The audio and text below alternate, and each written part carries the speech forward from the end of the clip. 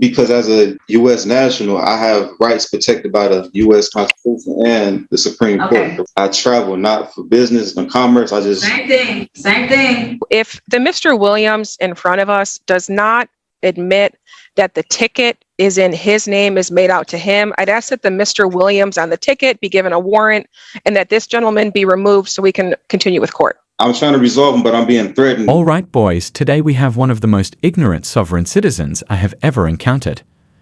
This man somehow accumulated 17 fines from one traffic stop, and yet he is sitting in court seeming to be non-defensive. Really, how could this sort of thing even occur? You won't want to miss it though. Towards the end, the judge totally shuts him down. Trust me. Tell me your impressions as you view in the meantime. Between 1 and 10, what would be the IQ of this man? Since after viewing this, I am giving him a solid 2. Let us now explore what charges this individual recently received. Count 1, drove while license suspended. Count 2, open alcohol in a motor vehicle. Count 3, no insurance misdemeanor. Count 1, open intoxicants in a vehicle driver. Count 2, furnish false, forged info to police officer. Driver's license never acquired. Count 1. Count 2, no insurance misdemeanor. Count 3, drive unregistered, untitled vehicle. Count 1, open alcohol in a motor vehicle driver. Count 2, tinted windows. Count 3, operator or front seat passenger failed to wear a safety belt. Count 1, drive unregistered, untitled vehicle. Count 2 of that same ticket is drove while unlicensed. 17 different citations. This man is out here gathering them like Pokemon's cards. I swear, he might possibly be the last boss of sovereign citizens. To be honest, I'm not even sure if he can count to 17.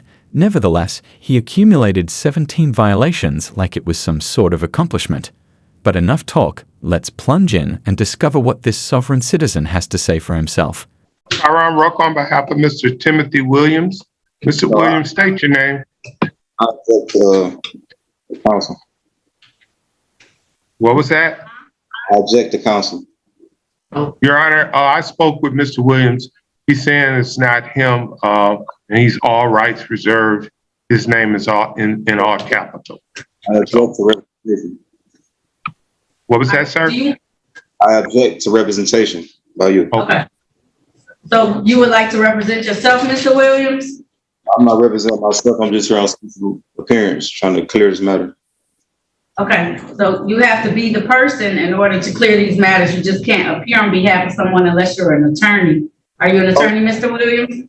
I'm not the person, but I'm the live living Williams, not the Timothy Williams. Are you Timothy Tally Williams? Do you know Timothy Tally Williams? I am Timothy Williams, the living, breathing Timothy Williams, not the all cat that says on my ticket. Okay. All right. So do you want to try and resolve these today or no? Yes, I do.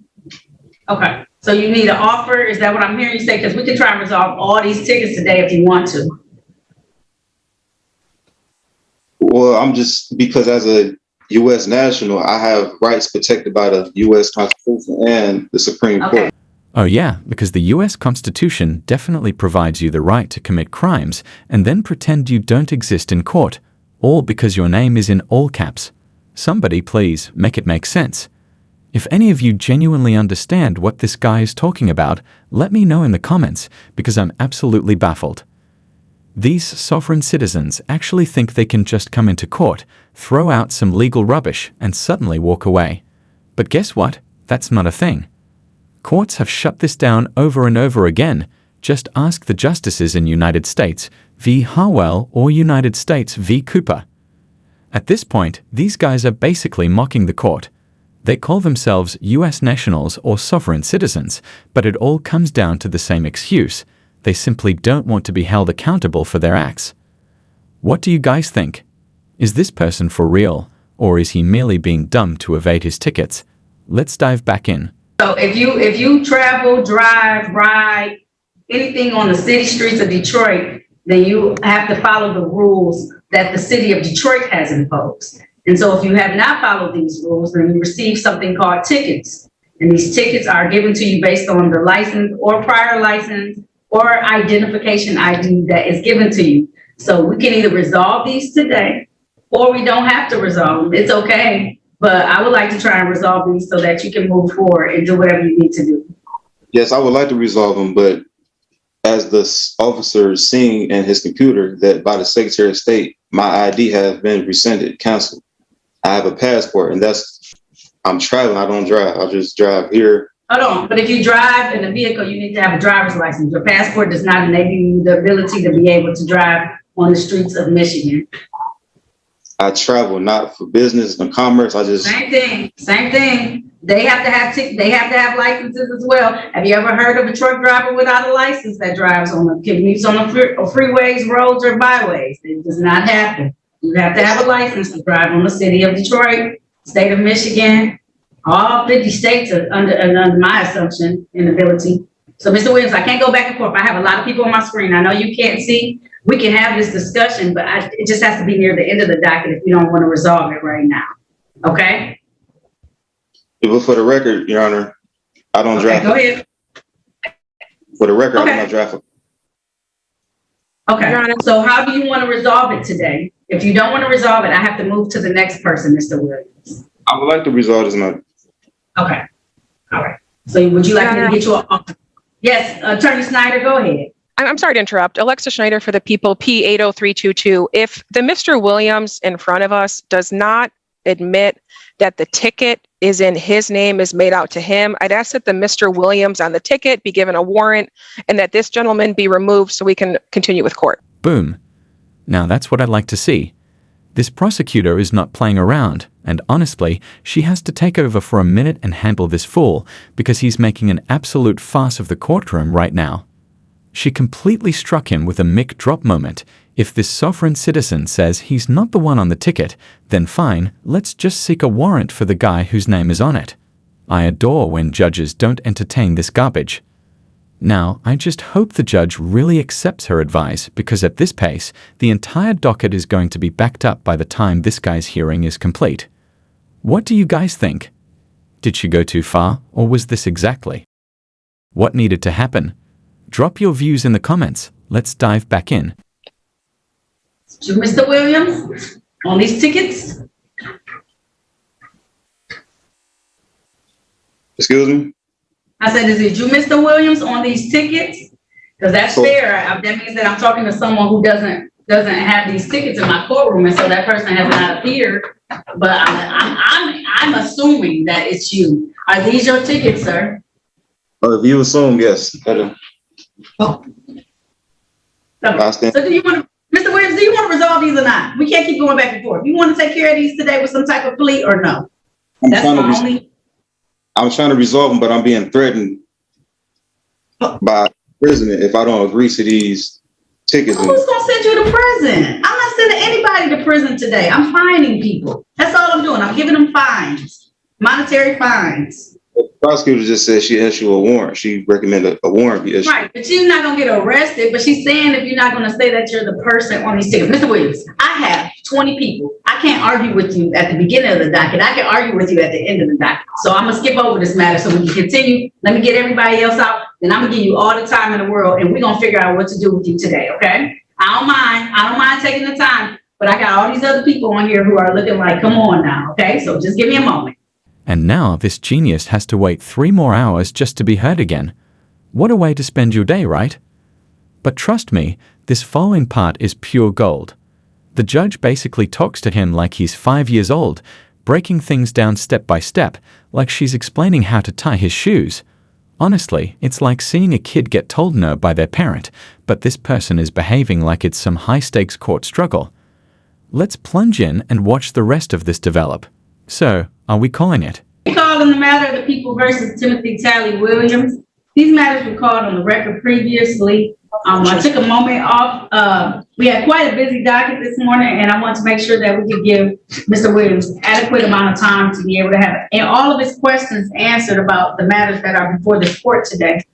Appearances for the record, starting with the city attorney, please. Good morning, Your Honor. Alexa Schneider for the people, P80322. All right. He continues to not want counsel. Is that correct, Mr. Williams? Correct. Okay. Can you state your name for the record, please? Timothy. Last name? Williams. Okay, sir, now you've had the opportunity to sit and look and see how everything pans out and how everything works, Mr. Williams, right?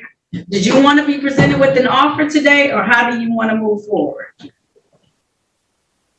Well, the offer was to get all this.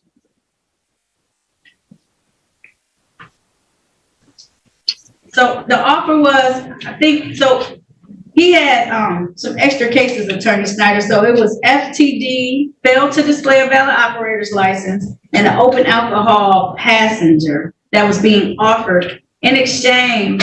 He did have a couple of tickets in default, another open intoxicant driver, Attorney Snyder, and it was forged or false police information to a police officer. He may have just given him like a ID that expired. But if you plead to those two cases, the remainder of your cases will be dismissed. No, I was talking about the agreement between me and you was to get this sorted out today.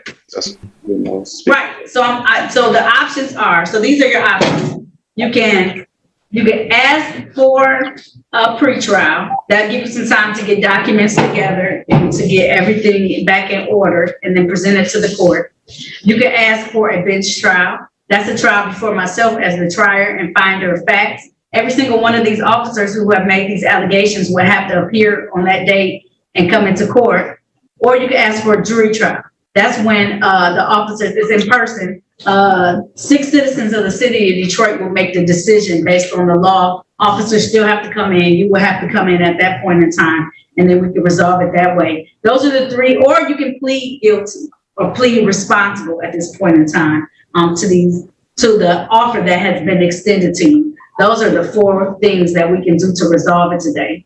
And I guess the 5th one is if you don't want to do any of those, then it just remains as is and it just remains there. And then eventually it goes into warrant status. Yeah. So I said, rights, and I don't understand what's going on. So okay. I don't know if they'll be able to help you. I really wish you would let us assign some counsel to you. They may be able to talk to you and help you understand a little bit better. I tried, but he not listening, so I was taking them on hands. All right. Sometimes you have to be willing to understand that they're going to give you the law, not necessarily what you're following, but the law that we practice in the state of Michigan. I have no contract. If I have no contract with the Secretary of State, then like, why am I being pushed with this? I'm going through the proper procedure to have my rights protected under the Constitution and Supreme Court. So, Of Michigan? of Michigan, what? No, I'm saying the Supreme Court of what jurisdiction? Michigan or the United States of America? United States of America. Wrong answer, buddy. The Constitution technically grants states the ability to manage civil concerns like traffic offenses under the 10th Amendment. That's right. States have the capacity to establish and enforce laws, even if you think you're somehow excluded because of some sovereign citizen foolishness. And let's not forget the full faith and credit clause, which requires states to honor each other's public records, like traffic penalties. Something tells me this guy had no notion about all of this. But then again, they probably don't cover this in YouTube law school. What do you guys think? Does this sovereign citizen genuinely believe he located some magical loophole, or is he just crazy enough to buy into his own nonsense? Let's dive back in. All right, they won't have jurisdiction over local matters, though. And that's going to be the problem. You're going to run into every time, Mr. Williams, that local matters are held. The Constitution extends the right for us to locally handle certain matters, such as ordinance violations, misdemeanors, driving offenses. Right. So if I'm not a U.S. citizen, I'm a U.S. national. What jurisdiction does that fall under? I'm not a resident or a U.S. citizen. Oh, you don't live in the United States of America? I live in the United States of America, but not under the jurisdiction. So that's your resident. Are you born, do you have you said you have a passport, is the United States of America passport? United States of America, but not the United States, the federal territory. Oh, you didn't get so you don't have like a federal passport given to you. It's not a passport issued by the United States of America. It is. Now my status is corrected. That's going to wind up this nonsense for now. This guy actually opted to take his case to pre-trial, so we'll definitely be seeing him again.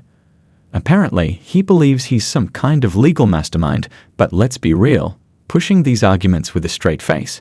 He's either deluded or just utterly devoted to the bit. Honestly, the judge was fairly lenient with him. In my opinion, she could have shut him down considerably sooner instead of having him ramble on about how traffic regulations don't apply to him. Spoiler alert, they do. A stricter judge might have cut him off the instant he started spouting that sovereign citizen rubbish. But maybe that was her strategy, giving him ample room to thoroughly disgrace himself. What do you guys think? Did the judge handle this the appropriate way, or should she have been more no-nonsense? Drop your ideas in the comments. I update every single day, so stay tuned for more wacky court hearings just like this one. I genuinely appreciate you all watching. Thank you so much. Take care, everyone.